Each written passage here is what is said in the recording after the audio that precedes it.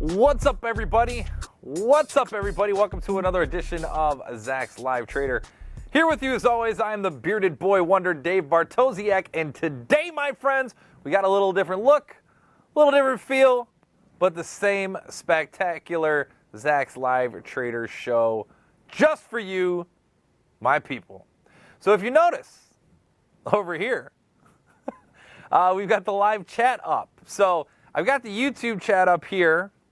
Now, I know we have our separate chat room, and we got some people asking about it. So I know one of you guys knows it, so you can just throw it in there. It's like eatchat.co/room, and then there's some big number. Somebody's got to know it, so if you guys could just go ahead and reply into the chat for these guys, that'd be fantastic. I'd really appreciate it, because I think Mr. Newman was asking about it here in the feed. Now, what I'm going to be doing is I'm going to be going kind of back and forth here with you guys on the camera, but I do have, like I said, there's a wonderful chat over here. So I will be participating a little bit of that, keeping an eye on things, just kind of getting it all together. So, heck, man, the first time back in the new studio, doing it this way, I'm looking forward to it. And you know, today, guys, we're going to be talking about Kroger, ticker KR, not KRO like I accidentally put in the first time, but KR for Kroger. So it's the grocery store chain that you guys should all know. So why don't we go ahead and kick things off, as always, here with the price consensus and EPS surprise chart on Zacks.com. And you'll see what's the story at Kroger. Got lots of bullishness throughout 2013 and 2014. Stock tracking higher. You had EPS growth sort of year over year. Very nice story there for Kroger.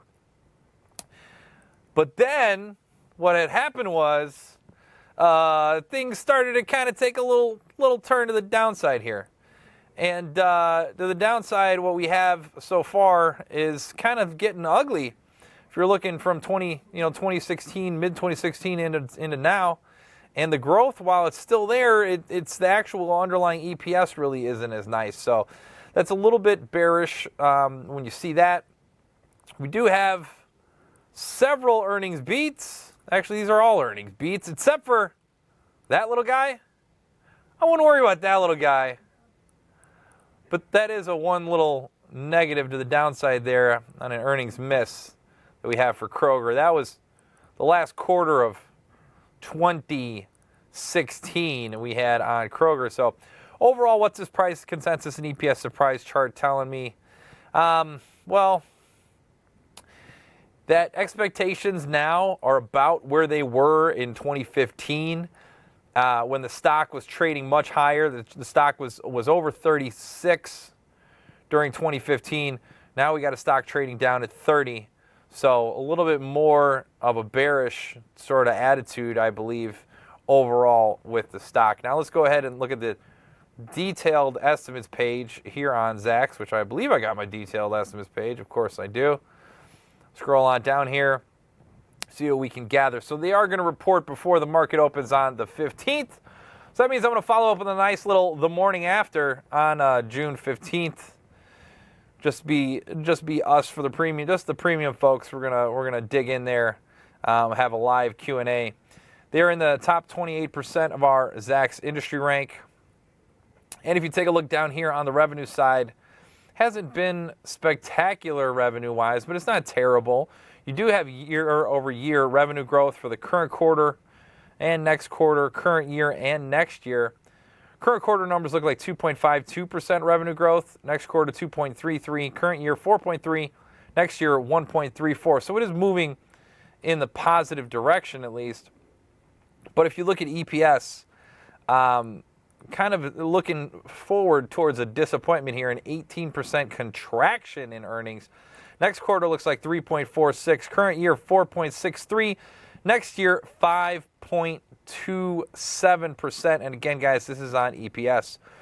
Overall, really, these analysts haven't come out and made a huge move in either direction. You only have any action right here in the next quarter numbers. And in the next quarter numbers, we've got one analyst that has dropped their number over the course of the last 30 days. One analyst has come out and increased their number over the last week. So, I don't know. what's happening. That was a minion. I was trying to draw a minion and it didn't work out. Anyway, so if you look at the overall effect on our Zach's consensus estimate, nothing. No change for the current quarter. Only 1 cent to the upside after coming 1 cent to the downside for next quarter's numbers. 1 cent up for the current year, sideways for next year. So a whole lot of nada as far as I'm concerned going on there. And if you look at the surprises, not much of a surprise. Last quarter basically just came in line. Quarter before that, negative 2.3%. Quarter before that, they beat by 2 pennies. So not too much stuff going back and forth, guys, when it comes to Kroger. So we do see the stock coming under a lot of pressure here. And a big part of that, I think maybe just the overall market. I know it sounds weird to say. Because end of last week, it was mostly tech that was getting beat up, but that definitely dragged down on the overall market. You saw the S&P off a tad. The large caps were getting hit a little bit, and it kind of had just an overall effect of knocking things down. So that's sort of the environment that we're in. And today looks like, dare I call it a turnaround Tuesday? I did see some names in the green, but tomorrow we've got the FOMC looming. So it should be interesting here over the course of the next few days. Definitely see some short-term sort of volatility. Let's take a look at the technical chart and look in and see what I can gather. Of course, let me go ahead and pull up this chart. We don't want to look at Brooks Automation. You guys actually should look at Brooks Automation, but not today. We're going to look at Kroger, ticker KR. Now, you guys know I love the free stock charts. I'm going to add in one more indicator here that I forgot to put in the commodity channel index. That's just an overbought, oversold indicator that we've got. And Mr. Chumber, my favorite analyst reports, it depends on the sector, really. So I'll go back and forth between, really liking. I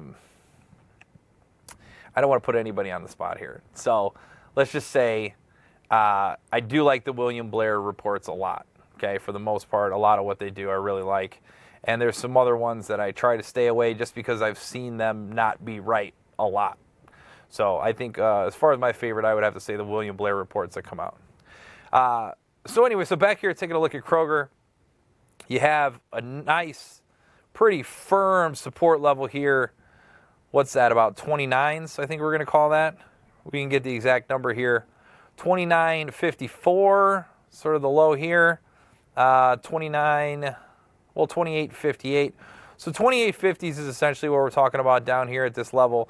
You can see a little bit of a consolidation range that's been taking place recently, and that's after the stock came sharply to the downside. So whenever I see this, I like to draw a little fib retracement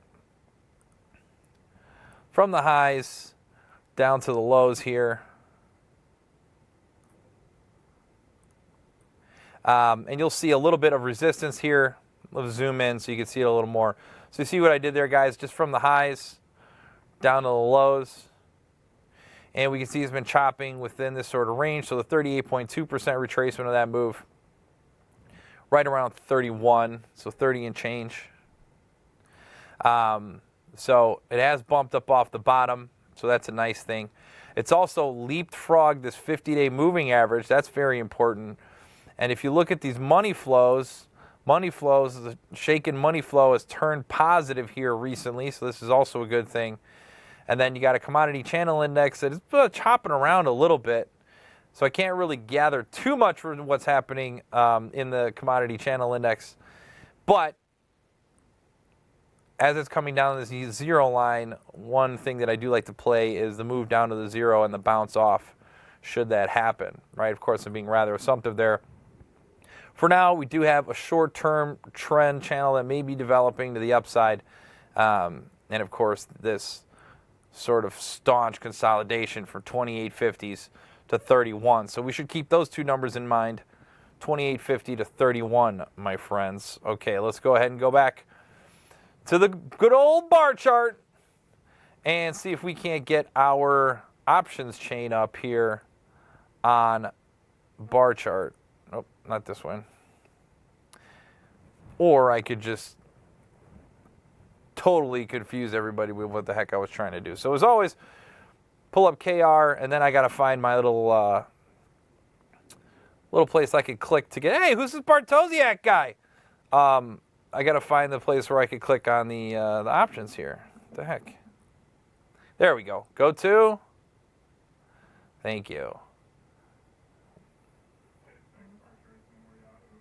What happened to my options here? Stock comparison, performance chart. I got my opinions. They ran away with my options here.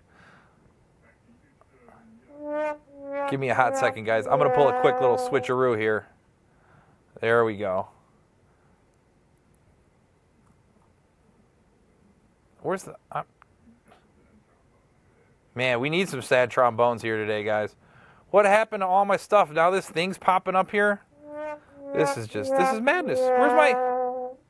Oh, man, this is terrible. What happened to the options?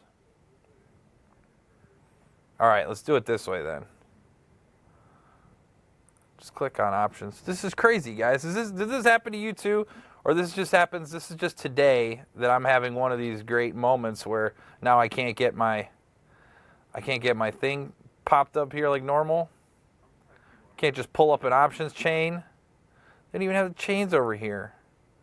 I can find every commodity on earth. This is crazy. Come on. You got about 27 seconds bar chart, and then we're going back.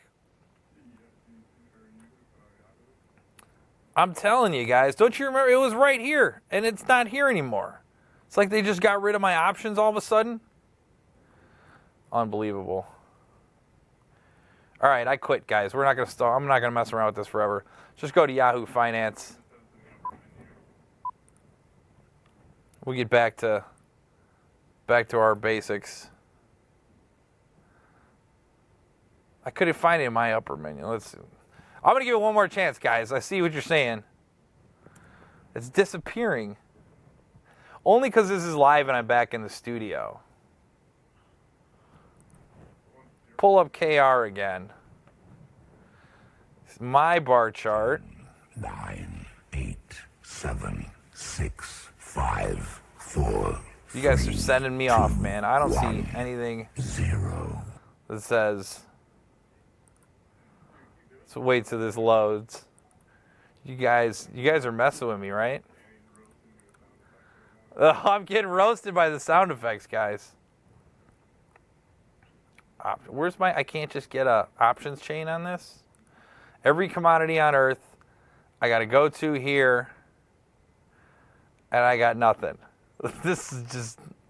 Whatever. Okay.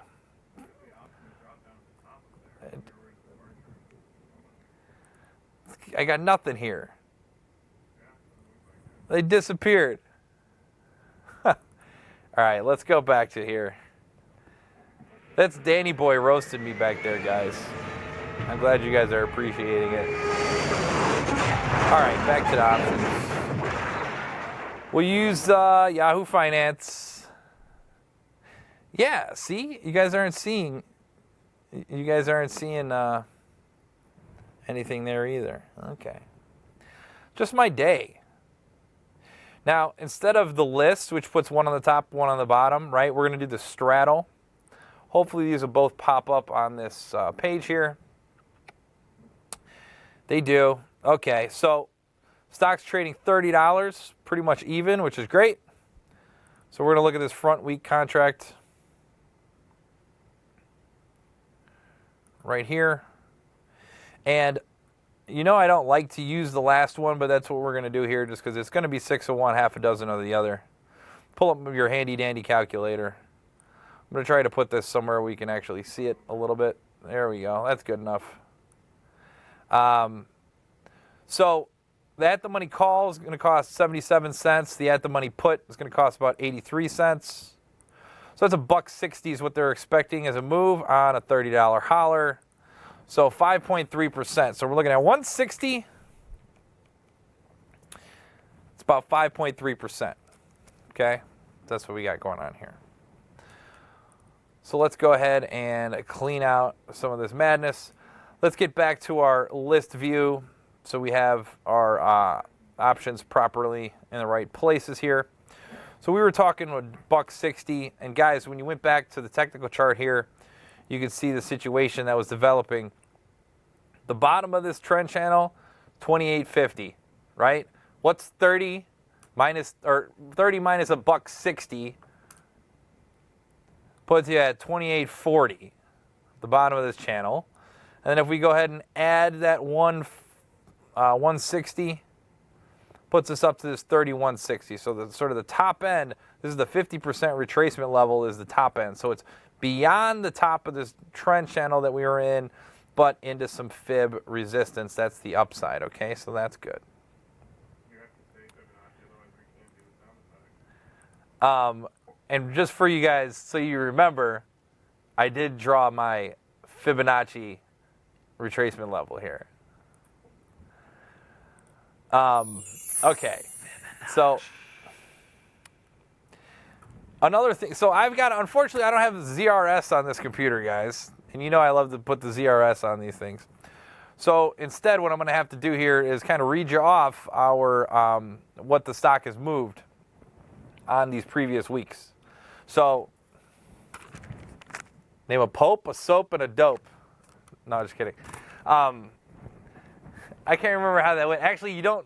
Was it the Pope, a soap, and a dope, or he says the names first? That's right. He says the names first. I totally screwed up the Carson sketch. You're supposed to say the names first. Anyway, so the numbers that we got here. So October 2015, the stock moved 6.4% following earnings. 11/16, you got negative 9.3. We got a negative 148, negative 134, 3.1, and negative 7.58. So there have been plenty of times when the stock has moved more than that 5.3% that we saw there. And but it's been a while, save for last quarter. So it happened last quarter, then you had 3 quarters of nothing, and then a couple of quarters of a little something. Now remember, mind you, what do we have going on here, folks? We've got the FOMC coming up. That's a big deal. It's going to add some volatility to these markets. But the good news is these guys aren't going to report until the morning after, right? So they're going to report on Thursday in the morning. So I think what you're going to see is it's not a major concern when you're talking about the grocery store, right? So the earnings report here, I think, is going to overshadow anything that happens in the market. And it's not exactly in some kind of a sector that's going to be influenced greatly, I think, by interest rates, right? If we were talking about a bank, if we were talking about some REITs, they have a little bit more interest rate sensitivity. You don't really have that with a grocery store, right? I'm sure you can make the argument. We all can, especially the ones that like to argue. But let's not overcomplicate things, okay? So let's take a look at the options chain and really dig into this. And let's not look at the next day, okay? Let's go out to the front month, or the back month in this case. So we'll just look at July 21st. And rather than looking on, well, first let's look at the call side. So these $30 calls, and then with the markets only really pricing in that 31.50, so you don't really have the strikes to be too flexible here, right? So I'm thinking looking at a stock like this and trying to put a vertical spread together may not be the best way to play it. I think maybe we want to look at some credit spreads, and we want to blow up Internet Explorer because that's always fun too. I think that the best way to look at this is some credit spreads that are out of the money. So we've got the 31, and then there's a 32.50, then a 34, then 35, then we start getting all the way down the line there. And that's going in that front month. So if you were to, this is sort of the problem with this. Now, hang on, and I'm going to outline this for you guys. For the guys looking at the credit spreads and such, right? I already closed my calculator. Why do I do that? Getting caught up closing the calculator. Guys, don't ever close the calculators.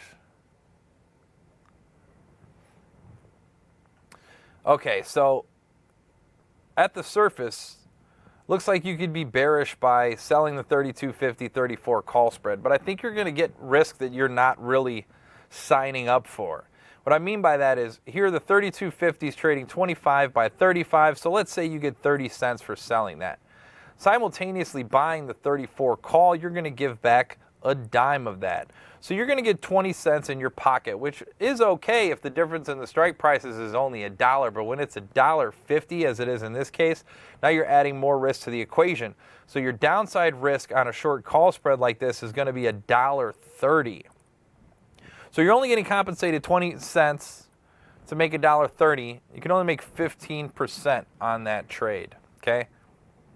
That's not that spectacular, and you have to wait a whole month after earnings even just to get it. So when I see this and I see these gaps in this, in the options chain, and it's not really there for me in that second month, right? Then I'll say, okay, maybe we just do the front month, specifically if we're looking at a credit spread. Because in the credit spread, remember, we don't necessarily need that post-earnings drift. We're just kind of making a stance on what we think the market is sort of affect the options market is going to have on, or what the earnings is going to have on the overall stock price, right? So I think those are in general a little bit more on the risky end because you have to be right directionally, and there's a lot that can go wrong in just a couple of days versus the longer out trades. But you got to weigh your sort of risk versus reward on each of these, right? So this is why sometimes you got to kind of go through, look at a couple of different options chains and see which one of those is going to fit, you know, your thesis and really your risk versus reward parameters kind of more than anything, okay? So just keep in the back of your mind that you can make 15% going out to 32. Let's change this to the front month now. And again, this is a day. So you'll have 2 whole trading days that you'd have to worry when it comes to this. And we're saying that this market was pricing in 31.30 or 31.50 rather. So that puts it down in between here. That was the move to the upside. And now if you end up pricing in this 33 or 32.33 call spread being short this, the number is not going to be that much different than what you saw on the other side. So look, going short the $32 call, you're going to get 17 cents. Simultaneously going long the 33 is probably going to cost you 5 cents. So you're only going to get a 12-cent net credit here. And the difference in the strike prices is $1, so you'll have 88 cents at risk. So even here, it's only a 13.6% rate of return you can get on something like this if you were short this call spread. Now, the good news about this is you only have to wait 2 days for that to happen. So while at the surface, getting a 13.6% rate of return may not be the greatest thing in the world, but when you can do that in 2 days, then it makes it a little bit more palatable because then that money can just go on and be on to the next one after that. And really what your risk is here heading into this is, okay, our shares of Kroger are going to spike $2 on earnings. Is it going to be that, you know, was the sale that good? Like fruit's in season now, but I mean, are they running to get the fruit? Like I don't know what's going to be so groundbreaking about Kroger that they're going to like skyrocket up, right? Stranger things have happened though, but that's on a bullish side, right? 32 or the bearish side rather, 32.33 call spread and going short that. And now let's go ahead and look at the other side of the equation. So what I want to do here is look at where we may be able to sell a put spread out of the money. So again, we said $1.50. So that puts us at 28s and 27s. And again, this one isn't going to be as that attractive either. So you look at this one going short to 28. You're going to get 17 cents for going short to 28 put, simultaneously buying the 27 put. Is going to cost you 7 cents. So in this case, you're only getting 10 cents. The amount of money you're going to have at risk is going to be 90 cents. So you can only make 11% on this end, right? So I think you guys are starting to see that with a stock that sells groceries in a market where the VIX is like what, 10? Are we at 10? I could double check to see where the VIX is today, but it's nothing. You're not going to get a lot of juice by selling anything here, which is unfortunate. Because it seems like, and it's Mr. Finch's point on the chat, like an iron condor would be a way to go because we saw that consolidation range that shares of Kroger were kind of pounding, back and forth in. Even if you did the iron condor in this case, you're talking overall 22 cents net credit on 78 cents of risk. So let's go ahead and do that math really quickly. 22 divided by the 78, you can make, 28%. 28%. So yeah, VIX is 10 and change right now. You can make 28% on the iron condor, which again, in 2 days, might not be a bad idea. But the other downside of this, and I get this a lot from you guys, is, hey man, look at all the commissions that you have to pay just in order to get that. So if you're talking iron condor, that's a 4-legged trade. So you're going to have to, get the commissions on all of those sides. Now, one way to lower the potential commission on an iron condor is by going like further out just a little bit. So on this case, instead of selling the 28-27 put spread, you'd be selling the 28-26 put spread. So what you're doing is you don't have to worry about buying back this 27, but you do got to buy back the 26. The 26 is going to be much less expensive, but your overall risk versus reward is probably not going to change that much. So look at here. In this case, you're still going to get the 17 cents for selling the 28 put. Simultaneously buying the 26 put, you might be able to get this for 3 cents, okay? Maybe, let's just say 3 cents, right?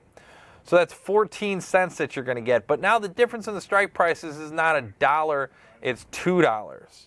So you're going to have $1.86 at risk in this case.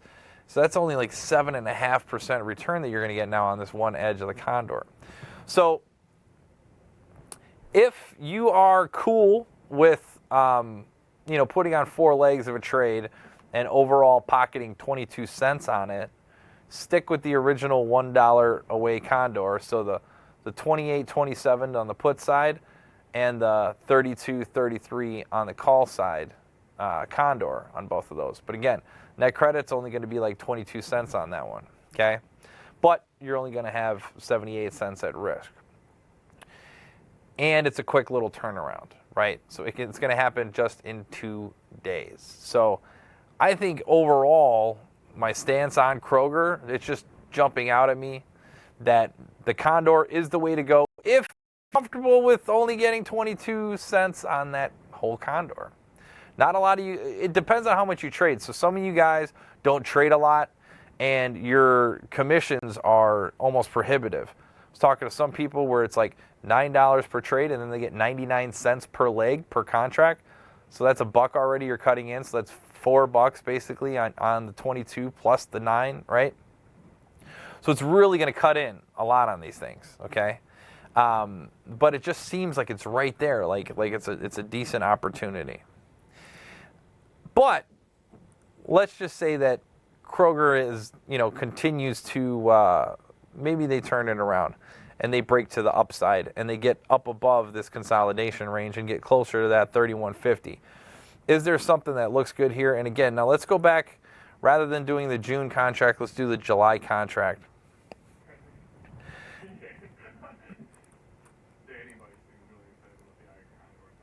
And we're going to do the 30 and go all the way out to 30. Well, if you do the 32.50, okay? There's a little bit of a method to my madness here, and I'll show you why.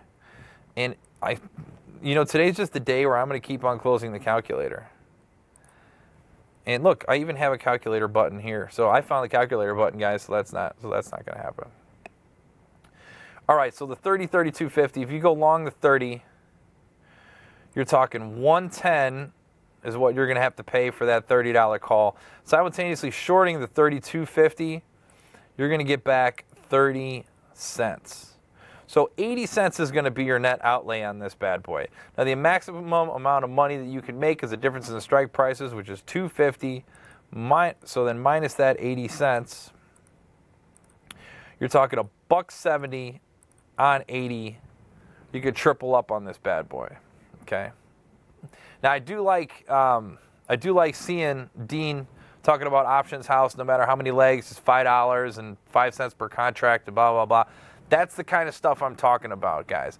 If you got a firm like that, or that's sort of the tier structure that you're in, then it makes it attractive to do those iron condors. But if you're not, like I was saying, I got a guy who's telling me it's like $9 and then he pays $1 per leg per contract, which is absurdly expensive. Don't mess around with the condor in that case. All right. Look at something more aggressive. So this is on the more aggressive side. This is a 32.50, right? Could make a ton of money, but that's only if Kroger really was taking off, okay? I don't know how many of you people are out there trying to make a really compelling story for, Kroger really taking off to the upside. I just don't see it. And I have noticed, remember when we were talking about these, what's happened in the past, -7, -9. So like the big moves, when it did move, were to the downside, not necessarily to the upside, okay? So let's look at a downside move, shall we? Just in case. Because I see you guys talking about lottos. So let's talk a little lotto. And by the way, I just want to tell you guys, like officially, I think the condor is the way to go. Just so I can have Danny Boy slam the condor button like 159 more times. It's a cool sound. It's a cool sound. But anyway, I think if it does fall apart, I think your lotto ticket has got to be to the downside. And I think it's just these 29s outright. This 29 put, because if the stock really starts to break down, you can get these for like, it says 35 by 40, so that means obviously you get filled 40s all day. So your break even on that ends up being 28.60, right? So anything below that, you would definitely profit. Now, that happens to be the bottom end of this consolidation range. So if you get a lot of negativity coming on this, I think that would be a lotto ticket where this thing really does break down below the consolidation range. And if anything is going to shove something down below a consolidation range, it's going to be earnings, my friends. So that's something to consider. If you like rolling the dice a little bit, that's the lotto. That's the front month 29 put, okay? But overall, I think the way to play it is by going with that condor, my friend, okay? Yes. So there you go. So what more do I have to say, guys? I don't know. We covered the lotto. We looked at the condor. Overall, there's not a major bullish stance to be had on this. There's not a real major bearish stance to be had on it either. So I think I personally would want to be a little bit net neutral on it. But if you are looking at that price consensus and EPS surprise chart, which you guys know I lean on to make my decisions here, it has been kind of ticking down in the negative fashion, but I feel like the stock has maybe a little bit oversold given what's happened, okay? But all things considered, I think the iron condor is the way to go. And if it does fall apart, it falls apart to the down. Or if it does move a lot, its tendency has been to move to the downside. So that's all I got, guys. So again, questions, comments, concerns, I see you guys in the chat. But am I bullish or bearish, Dr. Paul? I'm not. I'm neutral. I'm dead neutral. I'm neutral. I decided I could start being neutral. Neutral with a bearish tilt. I said, well, I don't even want to have a bearish tilt, though. I'm just neutral. I think the market's got it right with this consolidation of it going sideways, and I just don't think that anything's. I can't come up with a big bullish or a big bearish case either way. Okay? All right, so guys, thanks a lot. We're back in the studio. It worked. Hey! Thanks for participating in the chat, which is over here. Over here. This is a new thing for me. I can't quite do the Vanna White thing. I don't have to turn over any letters, so that's good, but I can kind of point to where things are. So if you guys have any other questions, shoot them over livetrader@zax.com. Of course, if you're not already signed up with Zax Live Trader, you're not going to get the fantastic, fun-filled Thursday morning after that we're going to do, nor are you going to get the good, the bad, and the ugly on Thursday, or you're going to get the Friday. You won't get the Friday thing. Friday, we're going to do Adobe, so we're going to have that too. So all the above, lots of stuff going on there. And guys, get in the chat room. So we've got that chat room that goes always. I saw you guys put the actual address in here. It's also been in my email, so it's like chat.co/room/ there was a number here, 220 something, whatever, something, 210061. I'm just making up numbers now. But it's in the chat, so you guys can just go ahead and go back and check it out from there, okay? So that's all I got for you guys here today on Zax Live Trader. Thanks for hanging out with me so much, and I will see you all Thursday morning. Have a good one.